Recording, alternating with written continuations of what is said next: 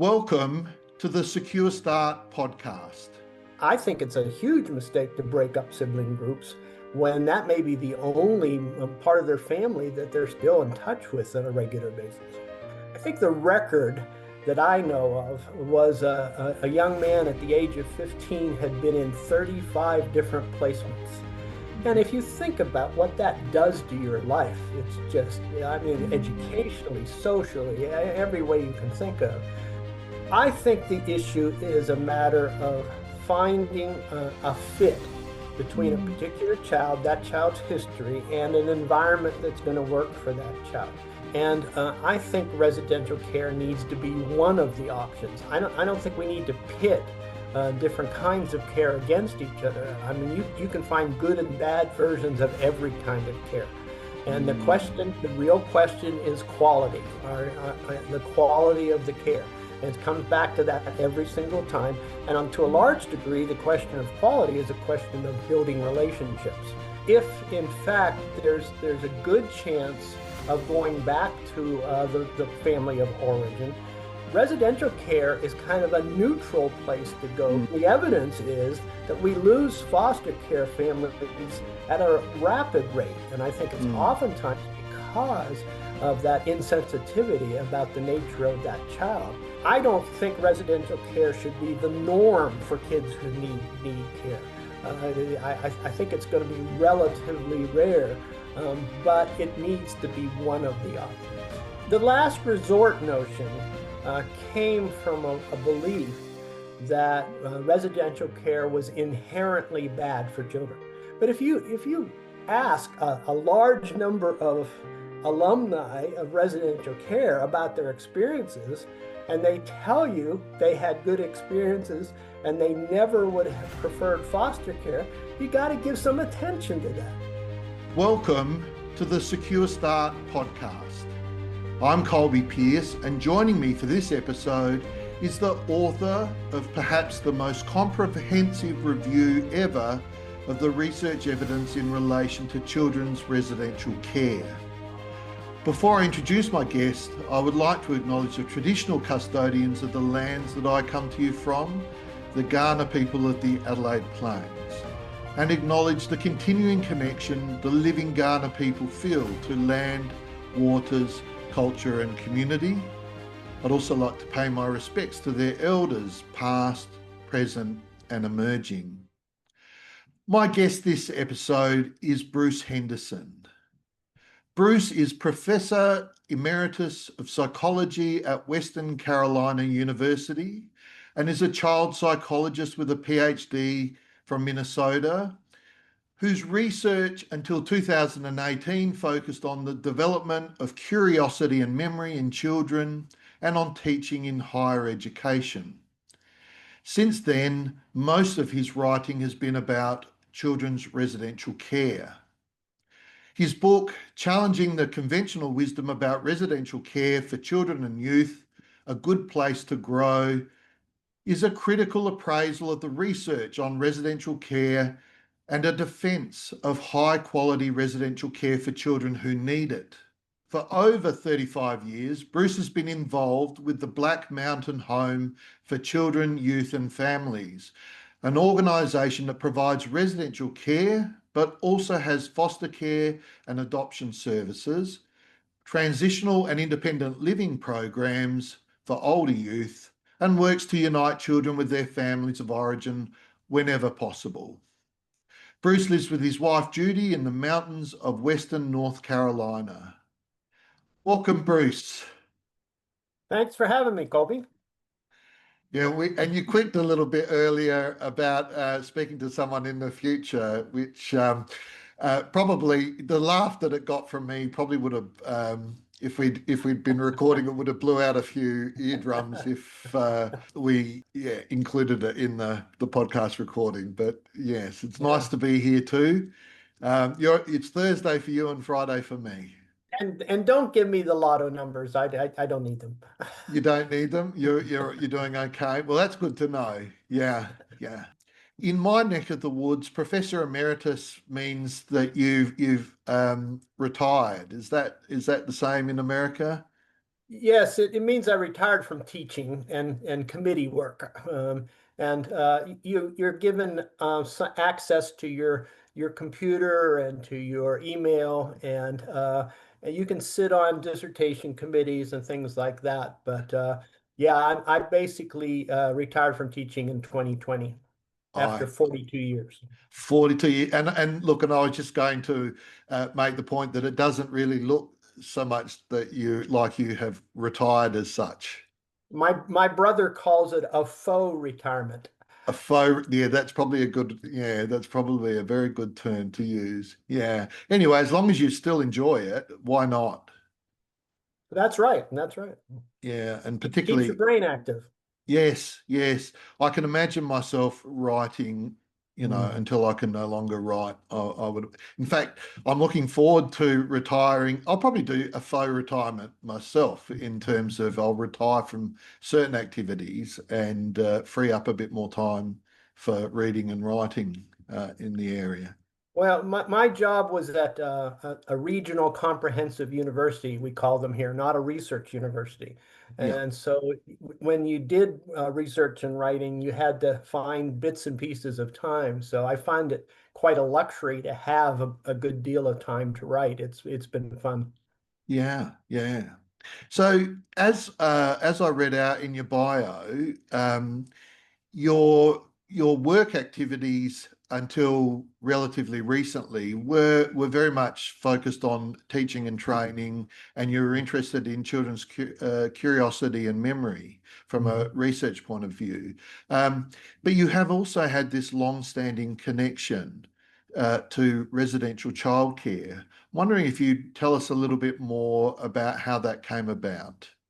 Well, my wife talked me into doing it. I didn't really want to do it, but she had visited the Black Mountain home. And at that time in 1989, the home was in a good deal of difficulty. Their leader had died unexpectedly.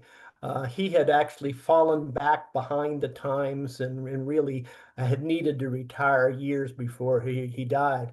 And it was there were lots of problems, and I didn't really like what they were doing there.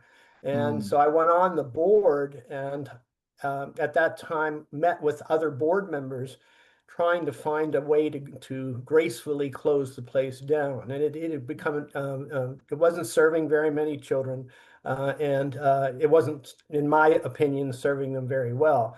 But mm. instead of closing it down, we hired some effective leadership, and that turned the place around And that was, as you say, in 35 the odd in the years early ago. 1990s. Yeah, yeah.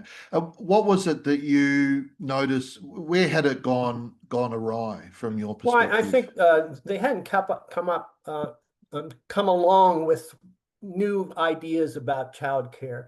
They were still using almost a barracks kind of situation, and Mm, they didn't have cottages. They didn't have enough house parents. The physical facilities had gotten old and dilapidated. They didn't have good education support. There were lots of things that needed to be fixed. And mm, they didn't really have good relationships with the children's families, and all of that needed to change. mm. Tell us a little bit about how that happened, how it came to be turned around. Well, I think it's almost always leadership, Hmm. and we hired two leaders. It was a couple, and the man had been involved in mental health. He was a Presbyterian minister, and he'd been involved Hmm. in mental health, and his wife was a child welfare lawyer, and so Mm, they brought some skills that were really well applied in the child care situation. And having a lawyer around was quite useful in trying to help kids navigate mm, the legal system that oftentimes is pretty oppressive. And having that kind of background really helped a lot. mm. And I was impressed to read that not only is Black Mountain these days a therapeutic residential childcare facility, but it also has fostering, activities associated with it. It has some endeavour around looking after young people who are entering adulthood, who have been in out-of-home care, and also um, reconnection or strengthening connection with birth family. Yeah, and I think that what you see at Black Mountain is increasingly common with good programs. And they often call it a continuum of care. I like to call it an array of services because I don't think continuum is an accurate description. But children are complex. They're as complex as they've ever been. Families are as complex as Mm, they've ever been.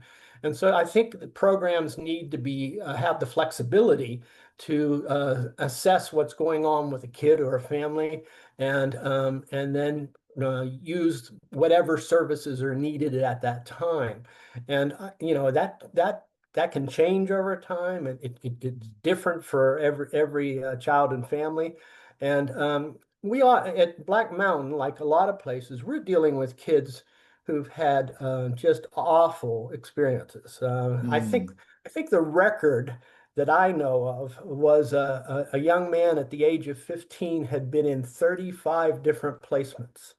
And mhm, if you think about what that does to your life, it's just, I mean, mm. educationally, socially, every way you can think of, that's insane. And so those are the kinds of situations we're often dealing with.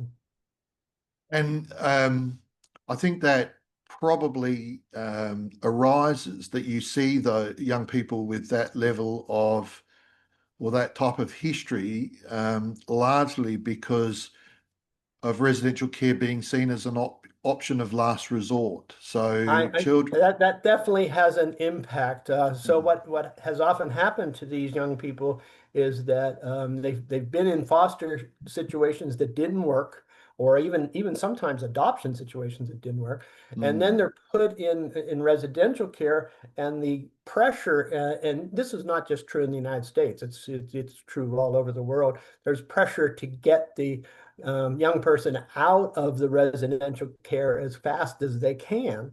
And oftentimes it just leads to another bad foster placement that doesn't work, and the kids suffer for it.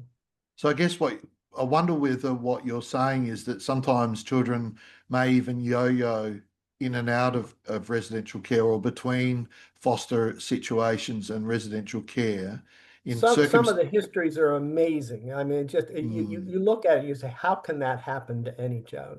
yeah, well, as it happens, I work therapeutically with children in the out-of-home care sector primarily, and I have a young person that I see at the moment who's been through 50 That's placements. unbelievable, unbelievable. Mm, yeah, yeah. So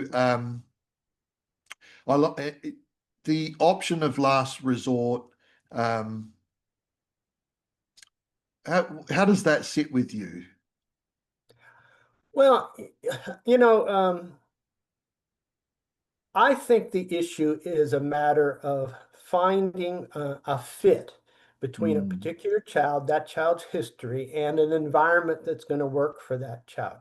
And so the idea that you've got a hierarchy of placements makes no sense if you hmm. think in terms of fit, because there may be children, the very first thing that would be best for them would be in residential care. And I'm not talking about being in residential care the rest of their lives. No. Oftentimes, what they need is a period of time. It may be 6 months. It may be a year and a half, 2 years.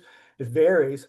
And there's another situation that is common, and that is sibling groups. And Mm, oftentimes, sibling groups in the United States, and I know other places, yep. get broken up Mm, because there are foster families don't want to take more than one child. mm. And I think it's a huge mistake to break up sibling groups when that may be the only part of their family that they're still in touch with on a regular basis. Yeah, if you stop and think about it, and this is part of the problem in certainly in many jurisdictions, and with and what I've heard from many people talking on this podcast is that practice is dominated by a set of, I guess, principles or ideals or beliefs. Mhm. Indeed, one of those beliefs being the best place for children to grow up is in a family environment. And if that's your paramount decision-making standard, then you get those sorts of situations where children are separated from their siblings because Yeah. they're, if it's a large sibling group, it's very rare or difficult to find a family-based placement where they can all be together.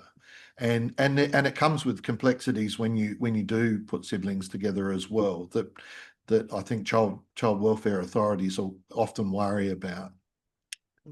Well, I think you're right about the concept of family has, I think, been used in an unfortunate way because sometimes what these kids need is a home. They Mm, need a place that is a home. And sometimes your biological family isn't home, or at least it isn't for a period of time. And until mm. it can become a home, you need another home. Yeah, yeah.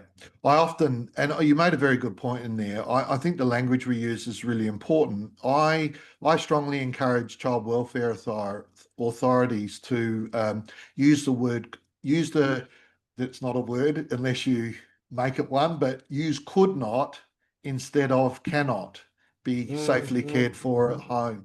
Because you see kids who tally up a huge number of placements Yeah. in their teens by the time they reach their teens, and they're still writing that the young person cannot be cared for at home, but no one's really assessed that for years Right. and years, and so much damage is being done in the meantime with through failed placement endeavours in family-based care. Black Mountain is interesting for a number of reasons, not least of which is you have those, at least those four streams of endeavour that I talked about: children's residential care, um, the foster care, the transition from care, and the family reconnection. I think, I mean, it sounds like an absolutely ideal model service to me. Um, where from your point of view, you've talked about fitness, and I think fitness is a really key concept here because in a struggling child welfare system, fitness goes out the window. They're just Mm. looking for a bed. Right, Yeah, right. yeah. That's right. But I also wonder about what your thoughts are about the relative standing of residential care alongside family-based foster care or adoptions, which you do in America. Well, my view is that what we need are options because of the fit question. And I think residential care needs to be one of the options. I don't think we need to pit different kinds of care against each other. I mean, you can find good and bad versions of every kind of care. And Mm, the real question is quality, or the quality of the care. And it comes back to that every single time. And to a mm, large degree, the question of quality is a question of building relationships. mm, And one real problem with the last resort notion is that oftentimes the children are placed with the expectation they will not build relationships because they're going to get yanked out soon. And mm, I mean, that's becomes a self-fulfilling prophecy. If mm. you say, well, here's the care of last resort, therefore don't build relationships, and then in fact it's bad care. Yeah, yeah. It's bad care by circumstance. Mm, mm. And you talked a little bit earlier, you mentioned that for some children, it may be the first resort, the option of Exactly. first resort. And this is something that is very much in my mind at the moment. And I'll just very quickly, the reason being is that um, my long held view or observation of children and young people who find their way into out of home care, um, the trauma that they've experienced is relational trauma. It's happened at home, it's Right. happened, with their parents, Mhm. and they come into care with, well, I would say it's for people, because people don't easily think of it in this way. I would say it's akin to a phobia, where the phobic object is a relationship, is relationship or relational connection. Now, it's I would say it's more than akin to a phobia. It is a phobia, and that phobia has probably the relative degrees of difficulty for the young people, a challenge for the young people. And there are probably young people, there are undoubtedly young people who come into care that perhaps the worst place to put them is That's in a right. family environment where relationships, where they're really challenged by relational closeness and the expectations of the adults in those environments. And again, I think that comes back to what you were saying about fitness. I wonder, have you got any comment you'd like to make about that? Well, I think something that goes with that is that we often think in terms of these children who've had traumatic experiences in their families, uh, all in terms of parent-child attachment. But as kids get older, it's their peer group that's increasingly important. And Mm, unfortunately, there has been a mythology that's built around the idea that if you put kids in residential care, they're just around other troubled kids, and that's just more trouble. When in mm, fact, I don't think the research supports that. And I think mm, that if you have high quality care, as kids get older, certainly when they're by the time they're 12 or 13, their peers are becoming increasingly important. And that peer group can be a powerful form of relationship. And mm. and under the guidance of sensitive adults, that can be an important part of their therapy. Yeah. And the idea that you've always got to go back to the infant-child attachment model, I think, is a mistake. Now, the Mm, infant child attachment model works in the sense that every social relationship is about kids sending off signals and needing to get sensitive responses back from those mhm. they send the signals to. But it doesn't have to be a parent, and it doesn't even No. have to be an adult. Yes, in fact, um, children will continue to make relationships that we would refer to as attachment relationships That's right. That's right. throughout their growing years and even and as adults as well. And I don't want to put down the parent-child relationship because I mean if it had worked in the first place, the kids would have been a lot better off. But the other thing I know is I've rarely met a child who wouldn't go back to their family if they Yeah. possibly could. I mean that is fundamental. And even when they've been mistreated, and even when they know it's not a good situation in their heads, they would love to be able to go back to that. And so I don't want to suggest that's not an important relationship. It is.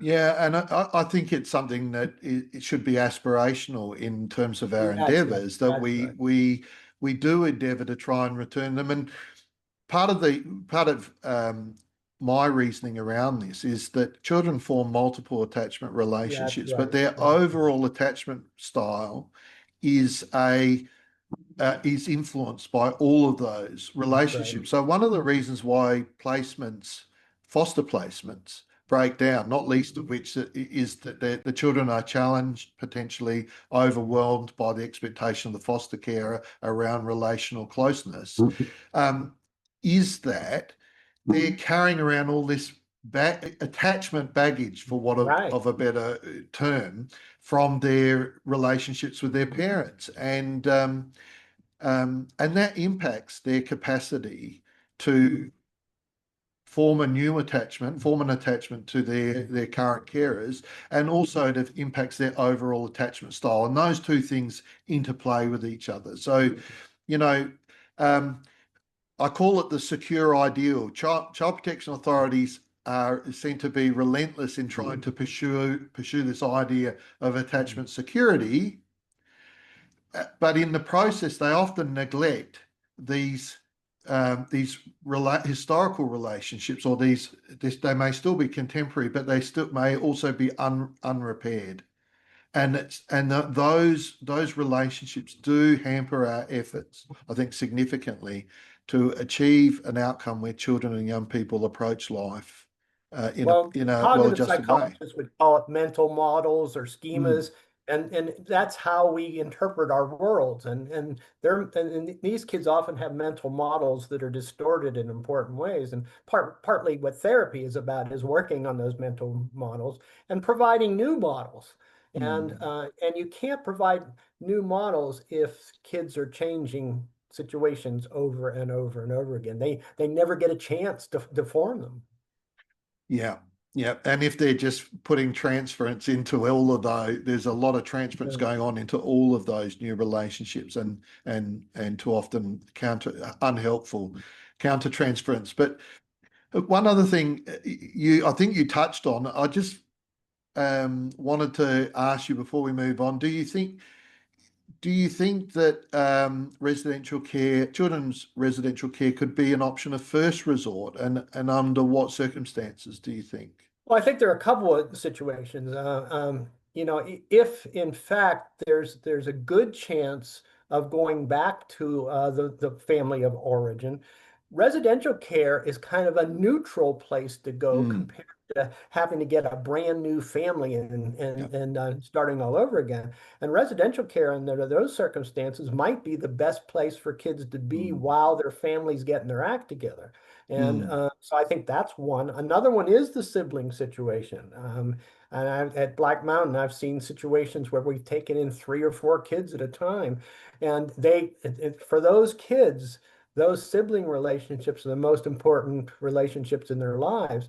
And so mm, that I think is sometimes a good reason to put children in a residential care as a first resort. There may have, there are also, I think, red flags. There are red flags mm, in some kids, especially young adolescents, where it's clear that they don't want another family, and that you're really putting not only them at risk, but the poor foster family at mm, risk. The evidence is that we lose foster care families at a rapid rate, and I think it's mm, oftentimes because of that insensitivity about the nature of that child. And mm, I feel for social workers mm, around the world. They're too young, they're too inexperienced, they don't last. And I think they are in incredibly difficult situations. But I think we've mm. created some of that difficulty by doing things like saying, well, residential care is last resort. Yeah. When indeed as we're talking, I mean, we're highlighting some of the manifest strengths of residential care. Mm.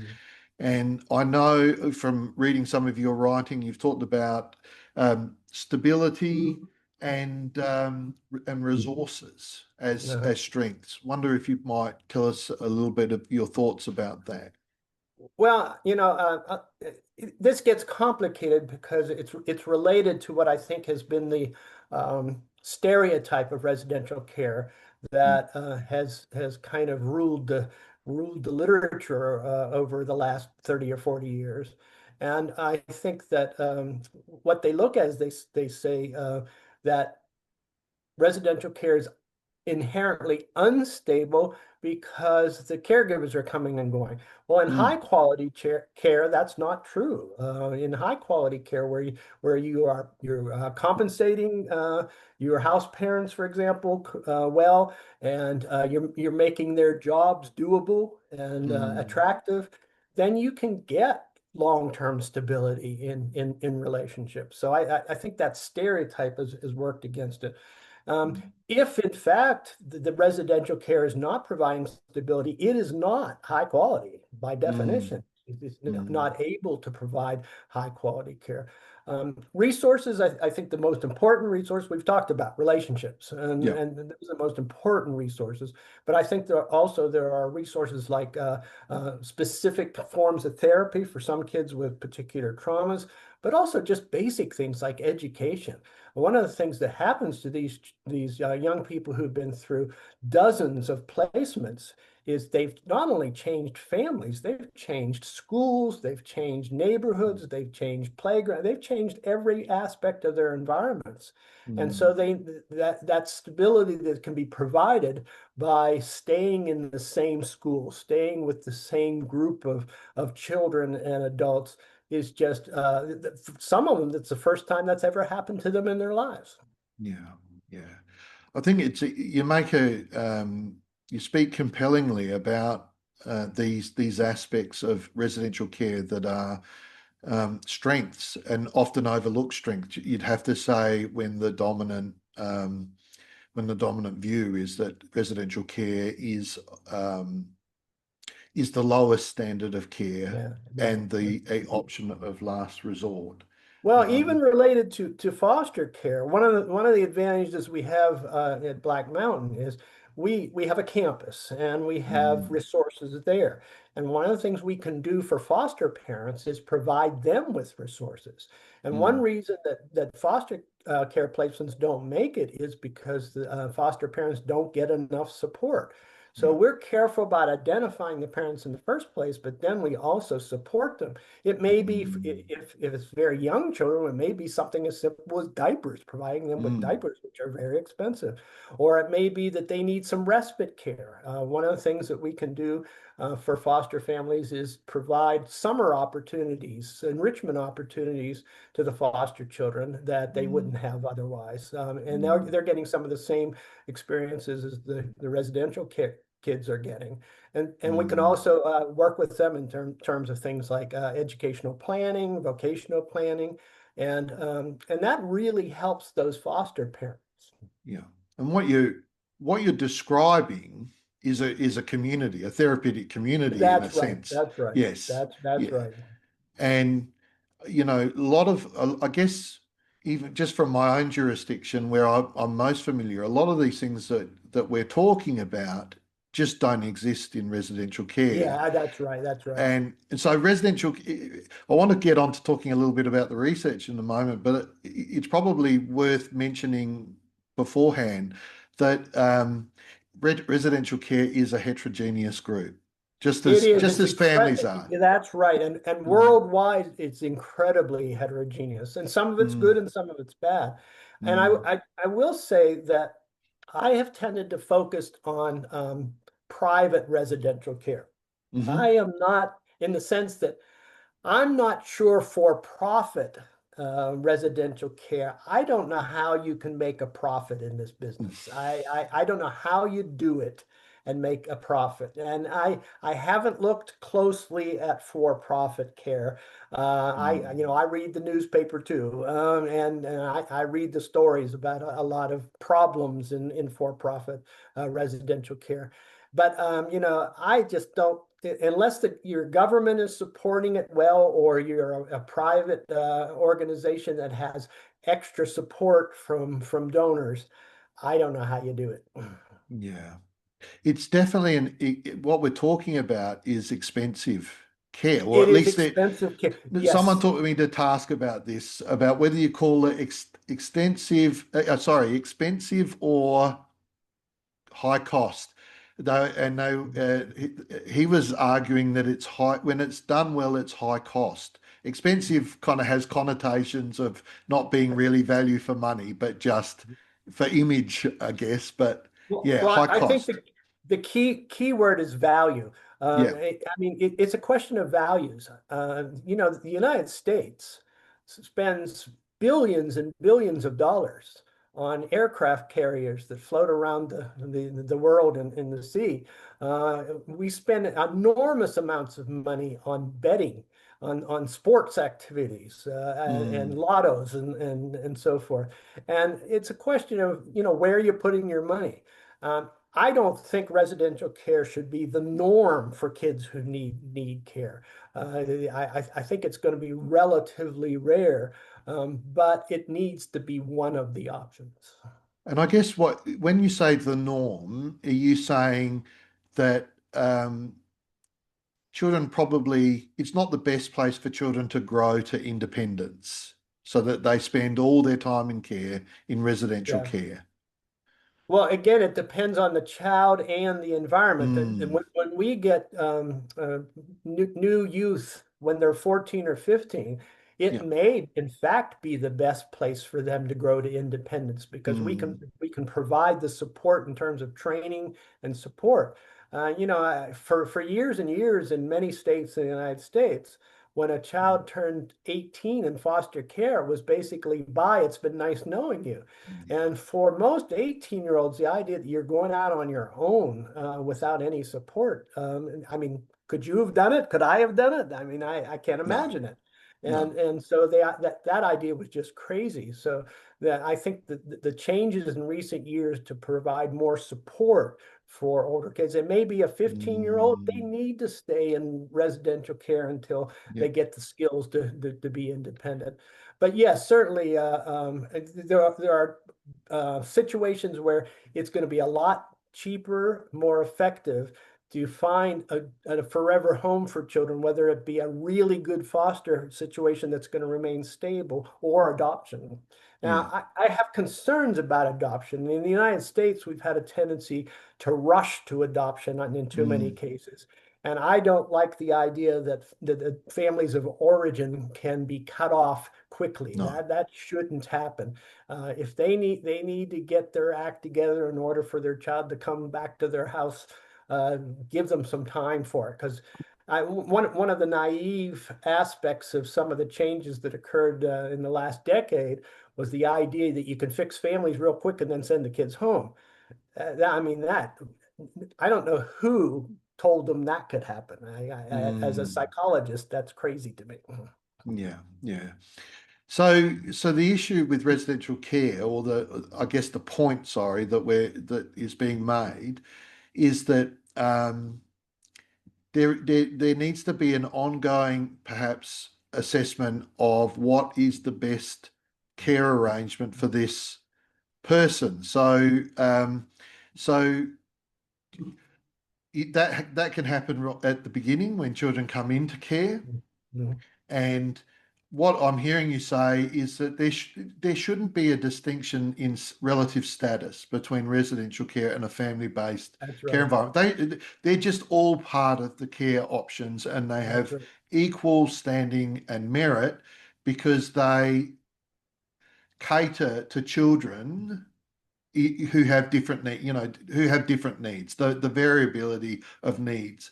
And then as a child um, travels through the remaining years of their growing up, their childhood, there can be a continuing assessment That's of right. fitness and That's right. what is the best placement environment for them, and that we need residential care to have the same standing as an option as those family-based options. That's what I guess, to Yeah, summarize. yeah. The last resort notion came from a belief that residential care was inherently bad for children. Mm, And what got me going on looking at the research was that a law that was passed in the United States in 2018 that said that no federal funds could be used for residential care.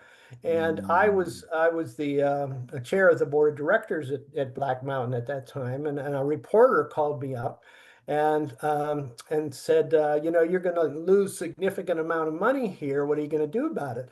Now, Black Mountain is a faith-based organization, mm, and I said, we're a faith-based organization. We've been working with kids for a long time. We're going to find a way to work with these kids and meet their needs. Well, I got attacked immediately by a lobbyist in Washington, D.C., who said, you people who are spreading this notion about good residential care, that's phony. And I've got the research to support it.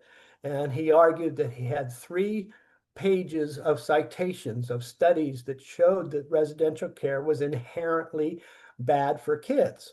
Well, there I was, a child psychologist, and somebody with research background and research methodology. And I thought, Well, I'm going to take a look at those citations, and that got me in looking at the whole literature. Now, it turned out Mm, that those 3 pages of citations didn't have a single one that supported what he was saying, but no, it got me into that literature to look at yeah. what's actually was going on.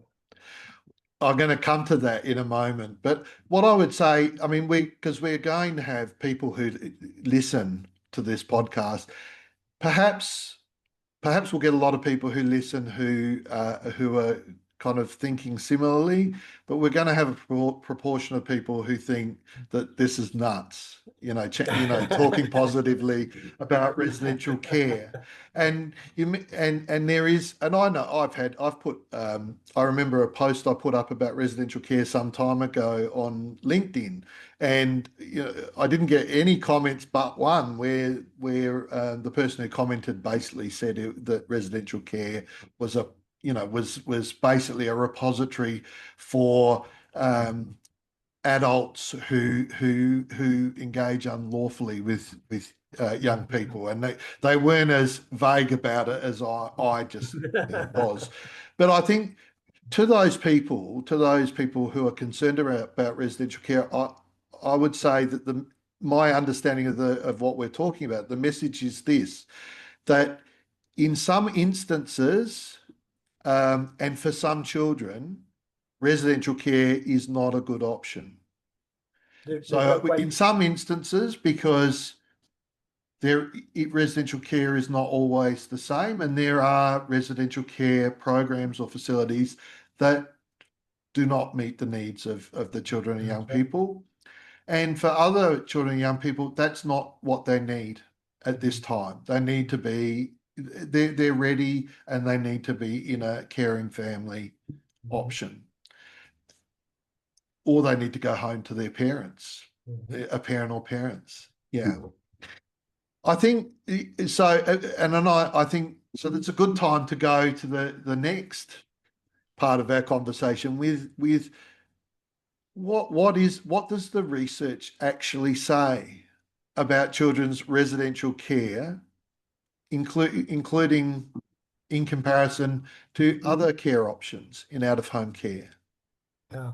Well, I think I started off the book with an early chapter on research methodology because I think you need to think carefully about this research. It's a messy area, and there's some things that we can't know, and I think it's Mm, important to keep that in mind. I do not think there's any way to prove that residential care is inherently bad or that it's good, mm, because of what you were talking about earlier, the range of different things we're talking mm, about, and so definitional issues are really important. And mhm, I'll just say up front that I think there's certain forms of residential care that seem to have consistently been poor, and that's mm. correctional, juvenile Yep. justice forms of residential care. And I think that's because they rarely, if ever, use a developmental model. They never Mm, really understand the way kids work. And so mhm, that all over the world, juvenile justice interventions in residential care have not worked. Um, Now, I think that when you look at the research that says residential care is inherently bad, a problem with making that statement is all you have to do is find one residential care situation that isn't bad. And then mm, that blows the inherent out of the water. It's not by its nature. It's, again, mm, the quality of the care.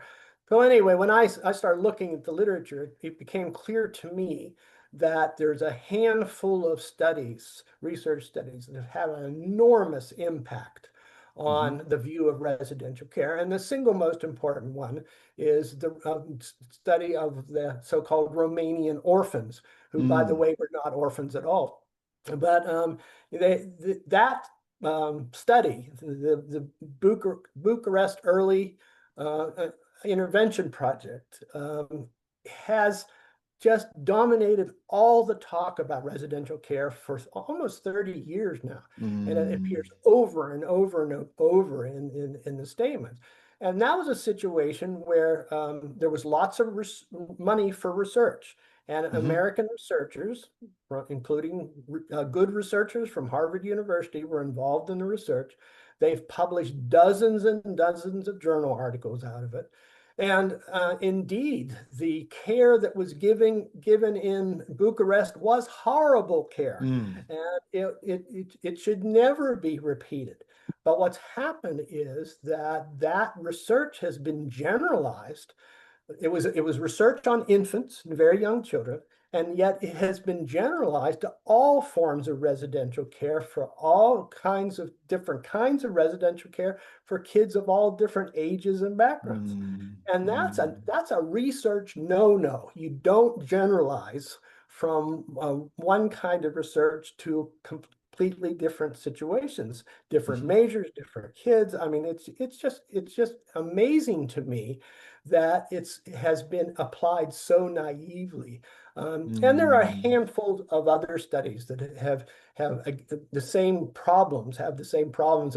There was one that was funded by the Annie Casey Foundation that basically looked for kids or adults who had grown up in bad residential care and interviewed them and said residential care is terrible. I mean, Mm. it just frankly, it's researchers not following their own rules. Yeah. Now, on the other hand, I think there's evidence that it's not proof, it can't be proof, but I think there's strong evidence that good residential care has positive effects. And some Mm. of it is just simple survey research, which tends to be, researchers tend to look down their nose at survey research. But if you ask a large number of alumni of residential care about their experiences, and they tell you they had good experiences and they never would have preferred foster care, you got to give some attention to that. If you look at simple pre-post studies, kids come in and you look at them when they come in, you look at them when they leave, and they get better consistently. Now, that's not going to prove that it was the program that made them better, but it all suggests that it's not making them worse. It's not No. inherently bad. So what I did in the book was to kind of look at both sides, and I Mm. looked very critically at both sides, and there is no perfect research. There's not going to be perfect research, Hmm. but the evidence is that if you do it well, kids thrive. They do grow. Mm. And then in the book, I focused on two very different models of residential care. The teaching a family model, which is it has behaviorist roots, and a Hmm. lot of the people I work with don't like behaviorist roots, but I don't think the actual application of the behavioral psychology and the teaching family model has been, it's not Watsonian or Skinnerian. They found out very, very early relationships mattered. And that family systems model, I think, works well. And the other is the Mm. care model. And the Mm. care model is out of Cornell, out of the Uri Bronfenbrenner Center. And the care model is what fit what we were doing at Black Mountain. And so we Mm. adopted that and became one of the care model programs. And I think they do a wonderful job. I think they have a very sophisticated theory that combines James Anglin's work, attachment theory, Vygotsky's work, and they do it in a very sophisticated way. And I think that it's had a powerful positive effect on residential care all around the world, including in Mm. Australia. Yeah. Yeah.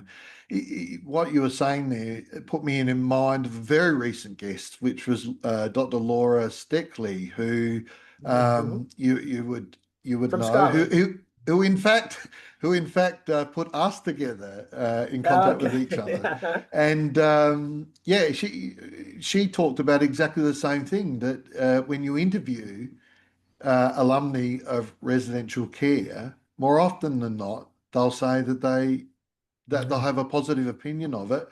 And even if they've also been in foster care, they'll report comparatively more positively about their residential care experiences. It would have to be said though that that data um, may be influenced by the circumstances in which they left foster care and went into residential care. And I That's think right. it's that level of, and I think this is probably what were saying about just be aware of basic research methodology, and you have that early in your book, which is that we need to be able to critically appraise the That's right. research that and not everyone can do that, and that's why I guess it's helpful to have people like you who can do that to spell it out for people. But even just what I just said, that you've got to understand the or turn your mind to the circumstances under which a child might have left foster care to go into residential care, or a young Yeah, person. you're really not talking about discrete effects. You're not No. talking about what we would call discrete independent variables. You're talking about packages. It's much like Mm, studying cultural differences. When you're comparing kids from one culture to kids to another culture, you can't identify something discrete about those two cultures because you're dealing with packages, and that's certainly the case in terms of residential care. And the other thing I think you have to be careful about is the quality issue, because that's what comes back over and over mm, again as more important than the site of the care is the quality of the care. mm. And kids can have bad care in every single different situation. And what we need to do is make sure you're assessing that quality of care.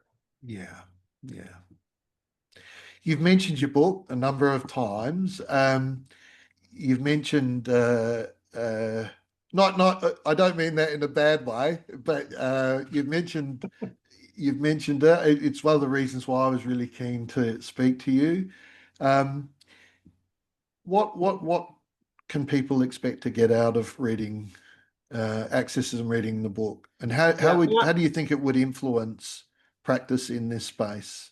I did not push the book for the first year and a half because the hardback version was ridiculously expensive. So I didn't Mm, suggest anybody buy it. And so now it's in paperback, and you can buy it on sale sometimes, and it's more reasonably priced. But I think some of the other things I've written in journal articles would get the message across. And I often just give references to open access mm, articles because they mm, can get the basics. James Anglin, who has had a big influence on me, and it is anybody who knows residential care knows James' name. And James said that the main purpose for my book should be that anybody writing a grant proposal to get support for residential care should put it in the appendix. And mm, that's basically why I wrote it. I wrote it because I felt like those who do residential care, those who see it as having a positive impact, were getting a bad press. mm, And I wanted to clear that up. And mm, so, I think the major purpose of the book was to make that point.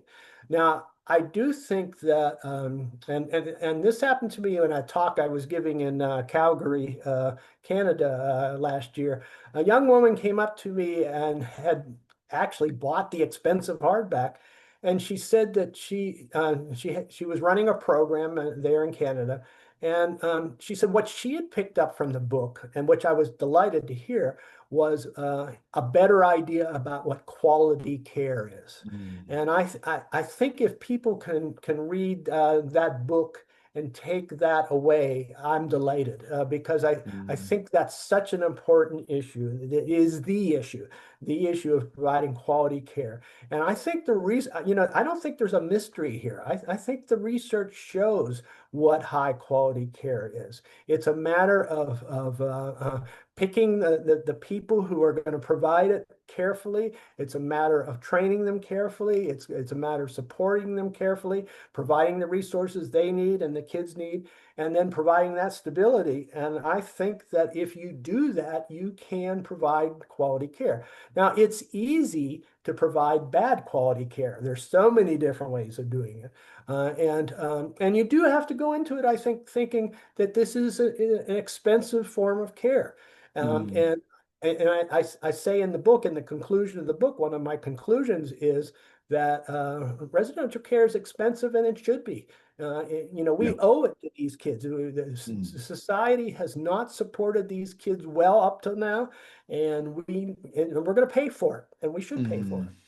Mm.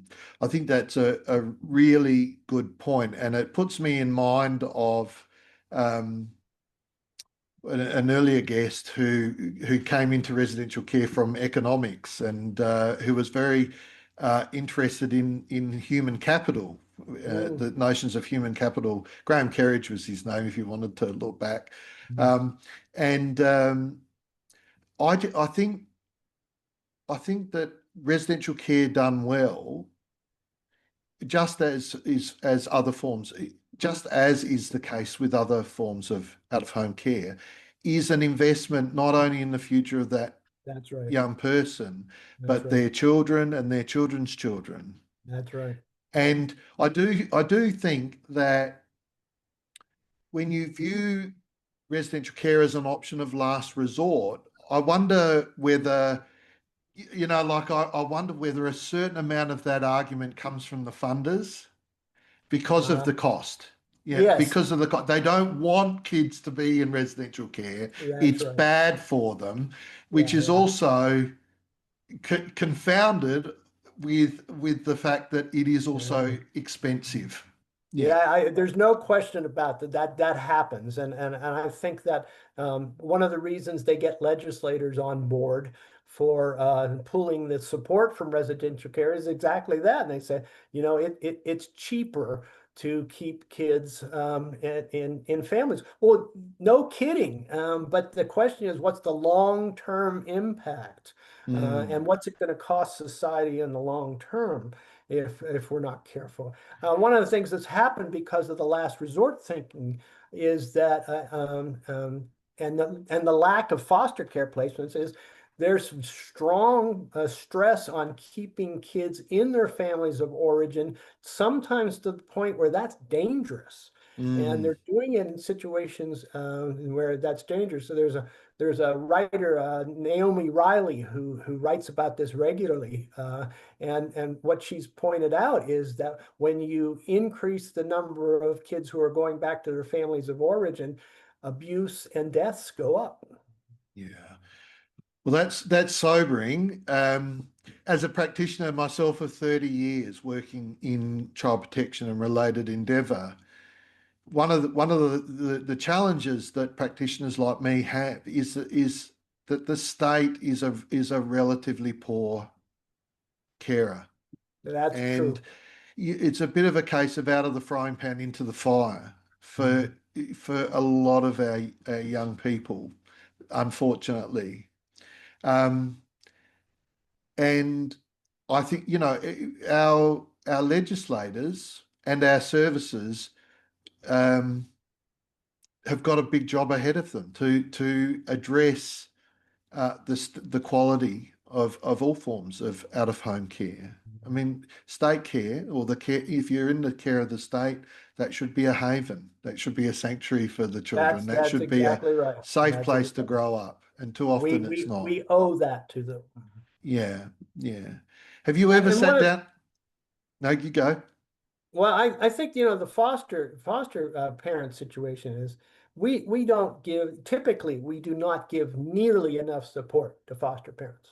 And if you're serious about making foster care work, we've got to do a better job of supporting foster Yeah, parents. yeah, yeah. Bruce, it looks like the sun's going down where you are. It's getting darker and darker. It's getting dark. You're right. I don't know if you It's wanted to it's pause for a moment and put a light on. I can put a light up.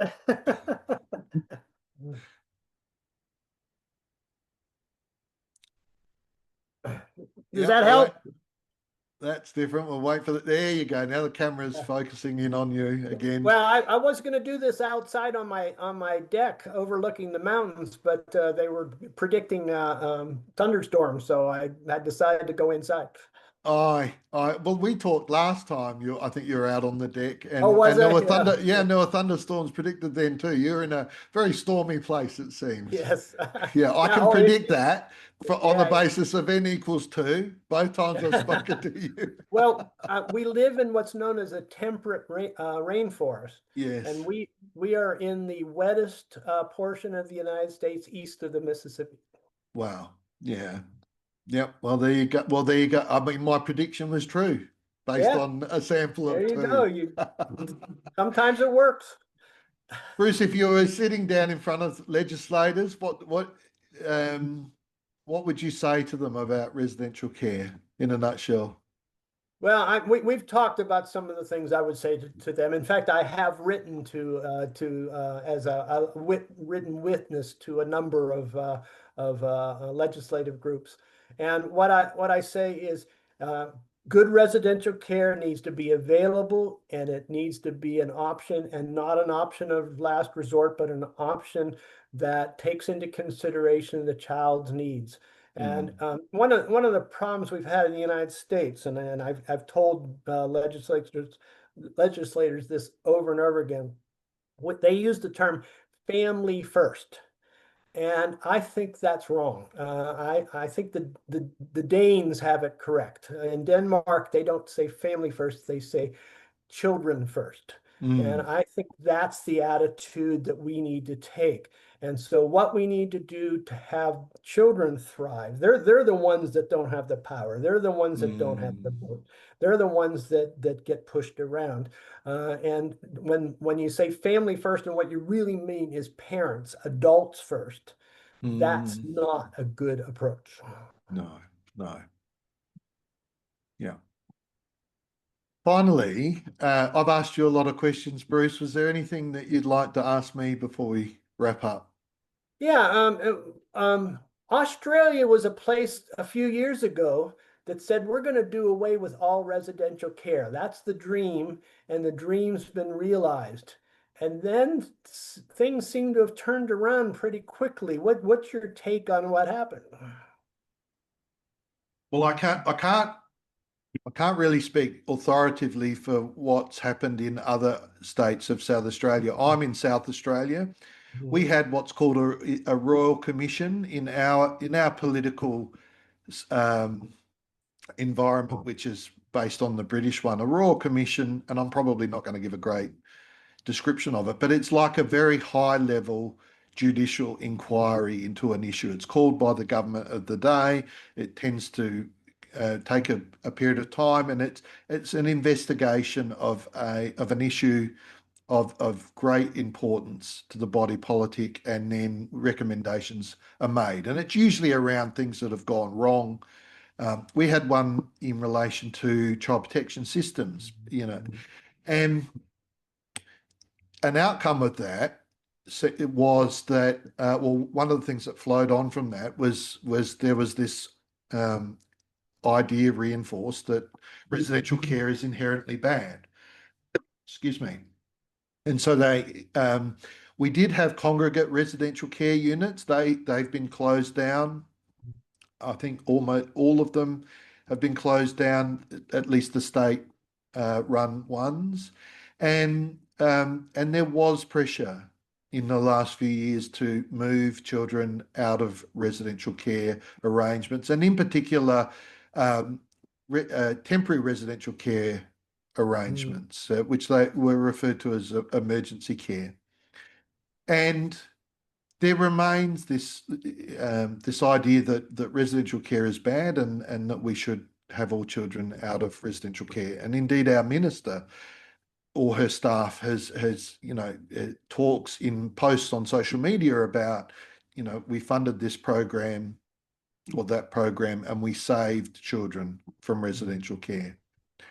Um, I can't quote you the figures, but residential care hasn't gone away, and though the though the state or the government-run Child Protection Agency tried to divest itself of residential care to independent providers, they have ended up having to maintain their own residential care program. I don't know if it's expanding or static. I just know that it's not been successfully gotten rid of, and I think you won't.